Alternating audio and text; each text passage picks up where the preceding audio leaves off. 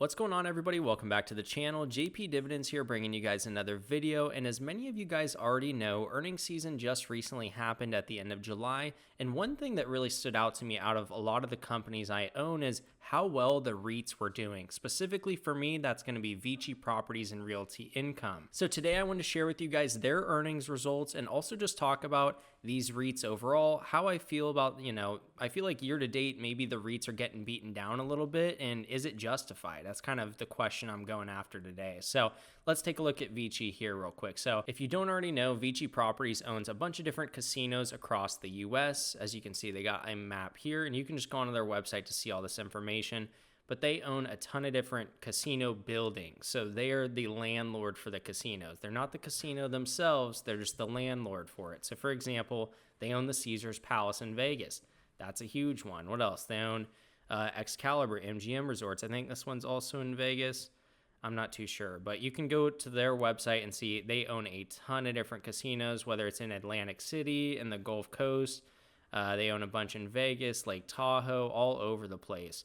And so I think it's really cool to own a company like this because whether the casinos have a great month or a bad month, VICI's going to be there to collect that rent. And that rent money that VICI's getting from these casinos, guess what? It gets paid out in the form of dividends, which I think is a really cool thing. I like it a lot. So let's take a look at their earnings. So when looking at VICI's revenue, if you look at the 6 months that ended June 30th of last year, they were at a little over $1 billion. And if you look at it this year, that same 6-month period, they're at $1.7 billion. So they had a huge jump in revenue, which is great to see. And then if we jump to page 63 of their earnings, we can take a look at their AFFO per common share. And this is basically the earnings per share for a REIT. It's the easiest way to kind of look at that. And the reason you use AFFO is because it takes into consideration additional costs incurred by the REIT, as well as additional income sources like rent increases. So overall, when looking at a REIT, looking at the funds from operation as well as the adjusted funds from operation is going to give you a lot more accurate picture than just looking at the net income. So when looking at VICI's AFFO per common share, they went from 93 cents last year to $1.06, and that's for the same 6 months ended June 30th. So overall, pretty good jump there. I think when I did the percentage jump, it's about 13%.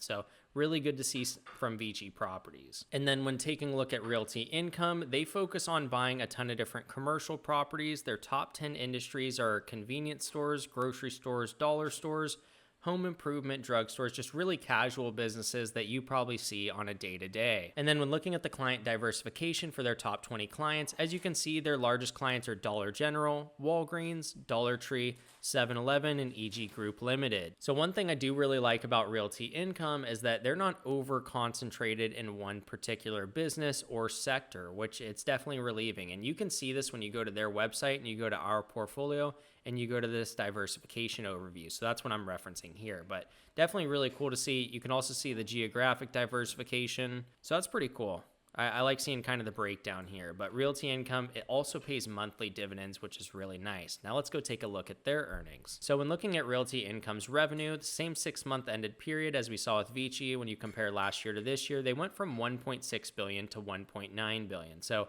pretty good jump there. I definitely love to see that. And then when looking at their AFFO per share, they went from 1.94 to 1.98. So not as much of a jump there, only about a 2% change, but also Realty Income is a lot more mature company than VICI Properties. I believe Realty Income IPO'd in 1995, so they've been around for a minute. I wouldn't expect them to be making huge jumps, kind of like what we saw in VICI, but again, overall seems like a really good company. Revenue still growing very consistently. And then one thing I've kind of noticed this year is that VICI and Realty Income, they're both down year to date. VICI's down about 5.2%, and then Realty Income is down 10.8%.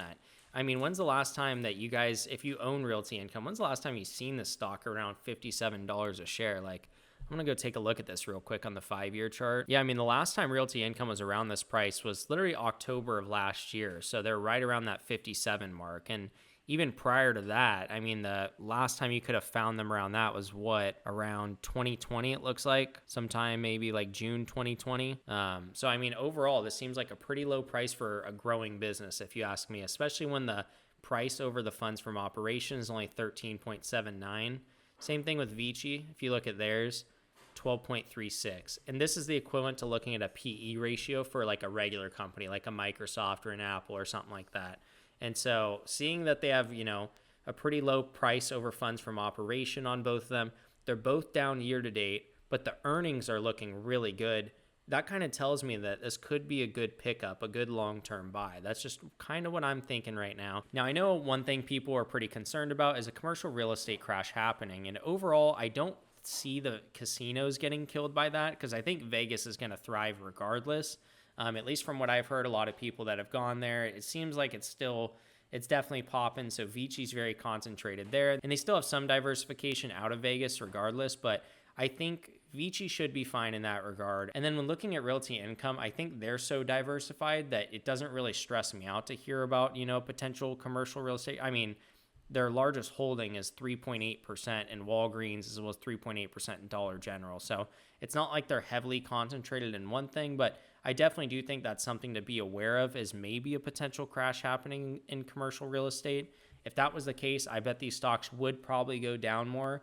And in my mind, as long as those revenues are continuing to grow, as long as the AFFO is continuing to grow, especially the dividend continuing to grow, like, I'm going to keep buying. That's just kind of my mindset, but it is something to be aware of. It's something to keep an eye out for. So that's kind of my overall takeaway, but I really like these companies. I'm probably going to continue to buy them over the next, 6, 8, 9 months. We're not going to just buy it all right now, but we're going to keep it consistent over a long period of time. So comment down below, what do you guys think of Vici Properties and Realty Income? Do you think they're looking good right now and they've gotten beaten down too much this year? Are you staying away from them because of commercial real estate? Or are there any REITs that I am not looking at that you guys think I should look at? I'd love to hear your guys' opinions. Comment below. That's it from me. I hope you guys enjoyed this video. If you did, remember to drop a like down below. Hit that subscribe button. I'll see you in the next one. Peace.